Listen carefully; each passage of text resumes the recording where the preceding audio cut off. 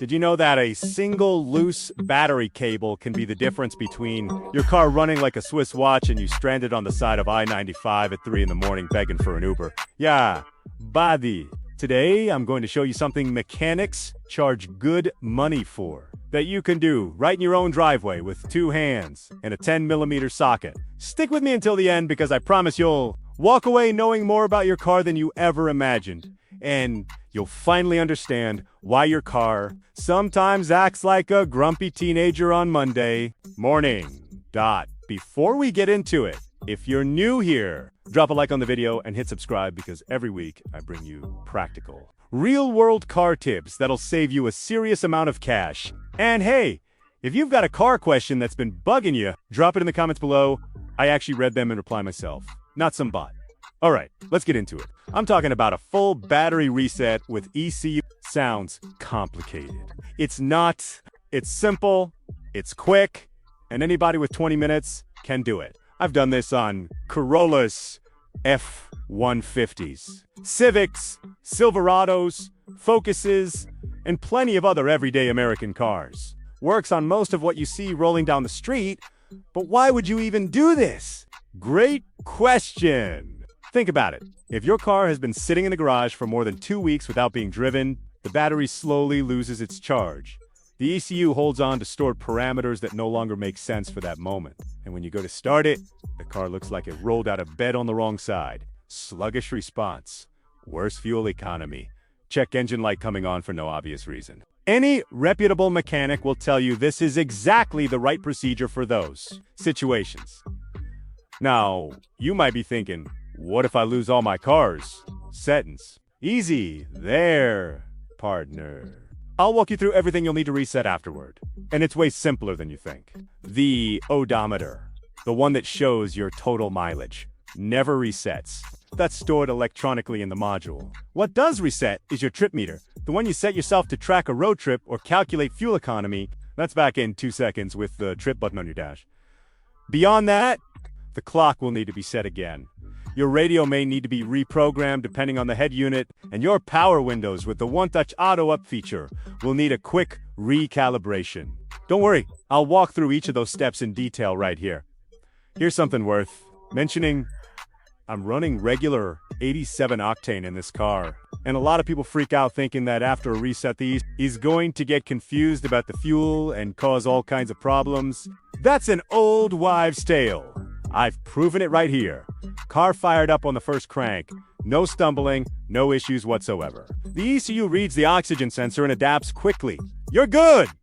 All right, let's get our hands dirty. For this job, you're going to need a 10mm socket, the universal mechanics tool that somehow goes missing from every socket set in America, and a short piece of copper wire or any conductor, about 12 inches long, is plenty. You'll also want a rag or old shop towel to protect the battery terminals and prevent any accidental short circuit. With the car off, pop the hood and find the battery terminals. There are 2. The negative terminal, marked with a minus sign, and the positive terminal, marked with a plus sign. Always, always, always disconnect the negative first. That is the golden rule. Disconnecting the positive first on a car with any residual charge can cause a spark and, worst case, fry your ECU. I've seen it happen more times than I'd like to admit. That with your 10mm socket, loosen the bolt on the negative terminal clamp and pull the cable off. Then do the same on the positive. Now take your wire or jumper cable and bridge the 2 disconnected cables together, meaning connect the wire that came off the negative post to the wire that came off the positive post without touching the battery itself. This ensures any residual charge still sitting in the car's electrical system drains out completely.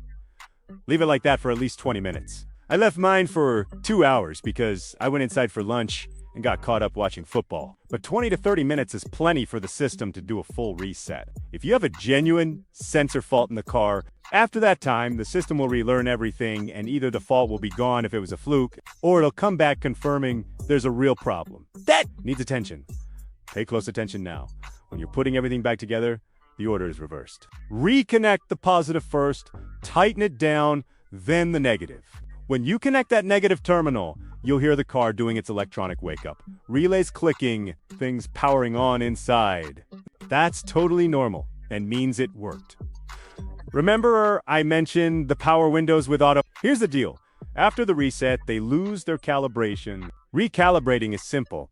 With the car running, hold the window switch down until the window is fully open, then hold it up until it's fully closed. Repeat that 3 times on the same window. Done. It now knows the full range of travel, and the one-touch feature works again. Repeat for every window that has that function in your car. The clock you'll set through your menu.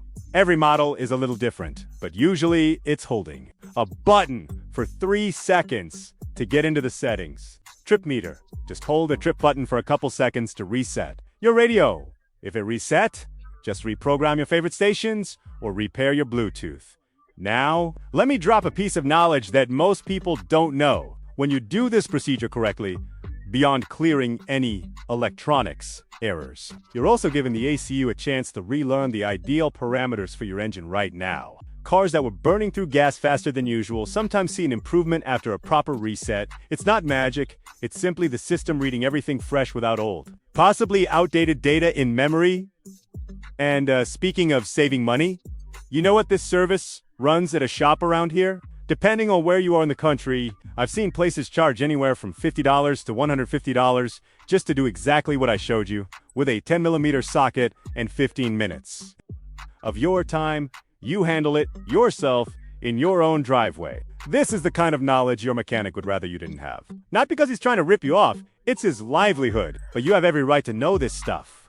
One really important thing, if after doing the reset your car is still showing a fault light, a check engine warning, hesitation on acceleration, or any weird behavior, that means there's a real underlying problem that needs to be diagnosed with an OBD-II scanner. Don't ignore it. The reset served its purpose. It confirmed the problem is real and not just a ghost in the system. For older cars, like stuff from the early to mid-90s SC, this process is even simpler because the electronics are less complex for newer vehicles. Some specific makes and models have modules that retain data even with the battery disconnected. In those cases, the reset still works, but you may also need to clear fault codes with a scanner. But for the vast majority of everyday American cars out there, what I showed you here, it gets the job done perfectly. If you're driving a Camry, an F-150, a Civic, a Silverado, an Altima, a Fusion, a Jeep Grand Cherokee, or pretty much any popular car on American roads, you can do this procedure without any hesitation. These are vehicles built to be practical and accessible, and the basic maintenance on them follows that same philosophy. Now, let me give you one more free tip while you've got the hood up doing this job. Take a minute to check the water level in the battery if it's a non-sealed type. Also, look for any white or bluish green buildup on the terminals. That's sulfation, and it kills your electrical connection. Cleaning it is easy. Mix some hot water with a tablespoon of baking soda. Brush it onto the terminals with an old toothbrush and let it sit for 2 minutes. The corrosion comes right off. Rinse it, dry it well, and put a thin coat of petroleum jelly on the terminals to protect them. Cost: basically nothing. Result: way better electrical connection. So to wrap it all up, here's your complete step-by-step to take with you. Turn off the car. Disconnect the negative terminal with your 10mm. Disconnect the positive. Bridge the 2 disconnected cables together with a wire. Wait 20 to 30 minutes. Reconnect the positive. Reconnect the negative. Start the car. Recalibrate your power windows. Set the clock. Reset the trip meter. Simple as that. So, did you pull it off at home? Let me know in the comments how it went. Whether it cleared that annoying warning light, whether the car runs better, or if you've still got questions. I read every comment and reply to as many as I can. Your question is probably the same 200 other people watching this video are too. Nervous to ask. If this video helped you out at all, go ahead and hit that like button because it genuinely helps this channel grow and get this information in front of more people who need it. Subscribe so you don't miss what's coming next. Next week, I'm going to show you how to tell if your battery still has good life left in it or if it's time for a replacement. And there's a simple test you can do at home with a multimeter that anyone can handle. Share this with that friend or family member who's always dealing with car problems and never knows what's going on. Thanks so much for watching. All the way to the end. That really does mean a lot. Until next time, God bless and drive safe out there.